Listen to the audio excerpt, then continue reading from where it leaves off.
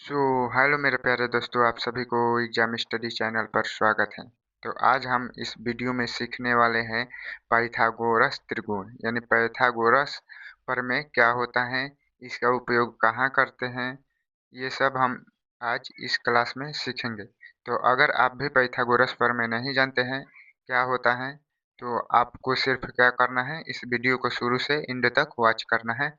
आपको भी बहुत ही सरल और आसान मेथड से मैं बताऊंगा, तो आ जाएगा आपको पाइथागोरस प्रमेय बनाना। तो चलिए हम इस वीडियो को स्टार्ट करते हैं। तो हमारा पाइथागोरस प्रमेय ये हेडिंग है। तो पाइथागोरस प्रमेय किसे कहते हैं, पहले हमें इन्हें ज्ञात करना होगा। तो पाइथागोरस प्रमेय हम देखते हैं। तो यहाँ पर क्या लिखेंगे कि एक समकोण त्रिभुज में एक समकोण त्रिभुज में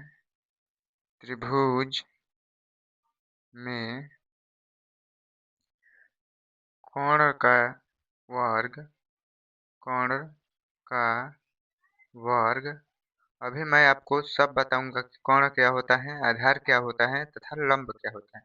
आप टेंशन मत लीजिए। तो कोण का वर्ग अन्य दो भुजाओं अन्य दो अन्य दो भुजाओं भुजाओं अन्य दो भुजाओं के वर्ग के योग के बराबर होता है। अन्य दो भुजाओं के वर्ग के वर्ग के योग मतलब जोड़, योग के बराबर बराबर होता है। यहाँ तक आपको क्लियर। पाइथागोरस प्रमेय किसे कहते हैं? तो पाइथागोरस प्रमेय एक समकोण त्रिभुज में कोण का वर्ग यानी स्क्वायर अन्य दो भुजाओं के वर्ग के योग के बराबर होता है। इसे हम पाइथागोरस प्रमेय कहते हैं यानी पाइथागोरस थ्योरम। ठीक। तो आइए हम चित्र के माध्यम से समझते हैं। एक हम यहाँ पर क्या बना रहे हैं, समकोण त्रिभुज। ये रहा हमारा समकोण त्रिभुज। ठीक। तो हमारा ये समकोण त्रिभुज रहा, इसका नाम हम इस कोण का ए दे देते हैं, इस कोण का बी और इस कोण का सी। ठीक। इसकी भुजा मान लीजिए यहाँ पर ए, ये भुजा बी और ये सी। ठीक। तो इनको हम क्या कहेंगे, इनको हम लंब मानेंगे, लंब। ठीक। और इसको कोण, और ये रहा हमारा ये बेस जो है, ये आधार है। क्या है? आधार। तो आई होप आपको ये त्रिभुज का तीनों कोण और तीनों भुजाएं समझ में आ चुका होगा। तो अगर आप इस चैनल पर नए हैं तो प्लीज़ इस चैनल को सब्सक्राइब कीजिए, लाइक कीजिए और अपने दोस्तों को पास ज़्यादा से ज़्यादा शेयर कीजिए। तो चलिए, इसको हम लंब कहेंगे, इसको आधार और ये कोण। तो आप देख रहे हैं कि ये सबसे बड़ी भुजा को हम कर्ण कहते हैं। ठीक। ये जो सबसे बड़ी भुजा है उसको क्या कहेंगे? कर्ण कहेंगे। और ये जो 90 अंश पर लंबवत है उसको लंब कहेंगे। और जो इस पर त्रिभुज जिस भुजा पर टिका रहता है उसे हम आधार कहेंगे। तो अब चलिए, अब हम इसका सूत्र देखते हैं, पाइथागोरस प्रमेय का सूत्र क्या होता है। तो देखिए, इसका परिभाषा में ही सूत्र छिपा है। एक समकोण त्रिभुज में कोण का वर्ग सी, कोण का वर्ग अन्य दो भुजाओं के वर्ग के बराबर होता है। मतलब ये दो भुजा ए और बी हैं, इसके बराबर होगा। तो देखिए यहाँ पर हम सूत्र लिख रहे हैं। तो यहाँ से सूत्र देखिए, सूत्र हमारा है, मतलब कोण का स्क्वायर, कोण का स्क्वायर बराबर दो भुजाओं, मतलब ये लंब और ये आधार के योग के बराबर होगा। यानी लंब के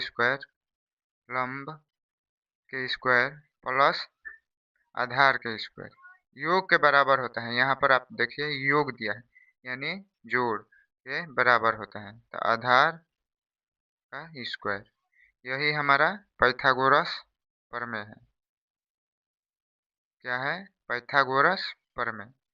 कोण का स्क्वायर बराबर लंब का स्क्वायर प्लस आधार का स्क्वायर। तो इसका सूत्र कोण का स्क्वायर बराबर लंब का स्क्वायर प्लस आधार का स्क्वायर। अब हम लोग क्वेश्चन देख लेते हैं इस पर का क्वेश्चन कैसे होगा। तो चलिए हम क्वेश्चन यहाँ लिखते हैं और आपको समझाएंगे। जैसे में हम क्वेश्चन लिख लेते हैं कि एक समकोण त्रिभुज, एक समकोण त्रिभुज, समकोण त्रिभुज का एक भुजा 3 सेंटीमीटर तथा दूसरी भुजा 4 सेंटीमीटर है, 4 सेंटीमीटर है, तो उसके तीसरी भुजा ज्ञात कीजिए, ज्ञात कीजिए। ये हमारा क्वेश्चन रहा। तो अब इसको हल कैसे करेंगे, देखिए यहाँ पर हल। पहले एक समकोण त्रिभुज बनाएंगे। समकोण त्रिभुज हमारा ये रहा। 90 अंश के कोण को समकोण त्रिभुज कहते हैं, यानी ये 90 अंश कोण बना रहा है। तो इसको नाम दे देते हैं ए, बी और ये सी। आप इसका कुछ भी नाम दे सकते हैं, एक्स वाई जेड कुछ भी, ठीक। तो देखिए आप, एक भुजा 3 सेंटीमीटर, ठीक। तो इसको मान लेते हैं 3 सेंटीमीटर और इसको 4 सेंटीमीटर और इसको हमें निकालना है। क्या करना है, इसको निकालना है, ठीक। तो इसको कैसे निकालेंगे, वही पाइथागोरस प्रमेय लगाएंगे यहाँ पर। कोण का स्क्वायर बराबर लंब का स्क्वायर प्लस आधार का स्क्वायर। ये हमारा आधार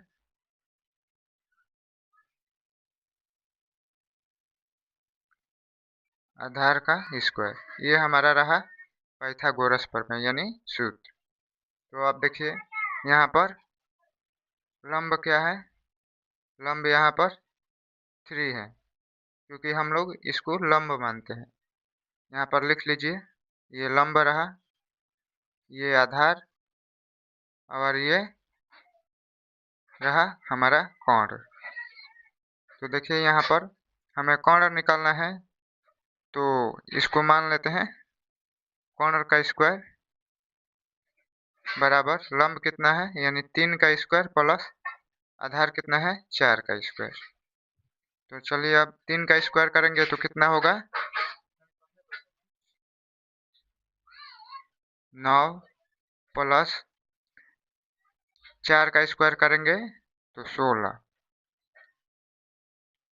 तो अब देखिए 9 और यहाँ पर कोण का स्क्वायर है, तो इधर स्क्वायर है और इधर आएगा तो क्या हो जाएगा, रूट में हो जाएगा, ठीक। तो रूट में 9 प्लस 16 हो जाएगा, तो हमारा ये जुटेगा 9 प्लस 16, तो क्या हो जाएगा, 25 हो जाएगा, ठीक। हम जोड़ेंगे तो इसको 25 लिख देंगे, रूट में 25, ठीक। आपको यहाँ तक समझ में आ रहा होगा। तो ये कोण बराबर कितना हुआ, 25 हुआ। तो ये रूट में 25 निकलेगा तो क्या हो जाएगा, यहाँ पर 5 हो जाएगा, यानी हमारा कोण बराबर क्या आया, 5। तो इस भुजा का क्या मान होगा, इस भुजा का हम 5 सेंटीमीटर इस भुजा को मान लेंगे, ठीक। यानी ये भुजा हमारी 5 सेंटीमीटर हो जाएगी। ये 3 सेंटीमीटर लंब, 4 सेंटीमीटर आधार, तो हमारा कोण 5 सेंटीमीटर। अब देखिए इसको चेक कैसे करेंगे। इसको चेक करने के लिए हम देखेंगे परिभाषा के माध्यम से कि कोण का वर्ग अन्य दो भुजाओं के योग के बराबर होता है, ठीक। तो यहाँ पर कोण है, तो कोण हमारा 5 और 2 भुजाओं के बराबर होना चाहिए। इसका स्क्वायर और इसका स्क्वायर हमारा बराबर होना चाहिए। तो 3 का स्क्वायर 9 प्लस आधार का स्क्वायर यानी 4 का स्क्वायर 16। तो आप देखिए ये क्या हो जाएगा, यहाँ पर भी स्क्वायर है, कोण का स्क्वायर कर देंगे तो ये 25 हो जाएगा और बराबर 9 और 16 25। यानी ये हमारा राइट आंसर हो गया, क्योंकि 25 इस तरफ भी है और 25 इस तरफ भी। इसीलिए परिभाषा ये सिद्ध होता है कि कोण के वर्ग अन्य दो भुजाओं के योग के बराबर होता है। ठीक, अन्य दो भुजाओं के वर्ग के बराबर होता है। मतलब हम दो भुजाओं का वर्ग और केवल कोण का योग कर देंगे तो ये बराबर हो जाएगा। तो चलिए अब हम लोग अगले क्वेश्चन की ओर चलते हैं। तो क्वेश्चन नंबर और इस पर एक देख लेंगे, ताकि हमारा ये पाइथागोरस प्रमेय पूर्ण रूप से तैयार हो जाएगा। तो चलिए हम लोग अगले स्लाइड पर चलते हैं। तो हम एग्जाम्पल के तौर पर क्वेश्चन नंबर 2 लिखते हैं। यहाँ पर क्वेश्चन नंबर 2 क्या है, हम मान लेते हैं यदि एक समकोण त्रिभुज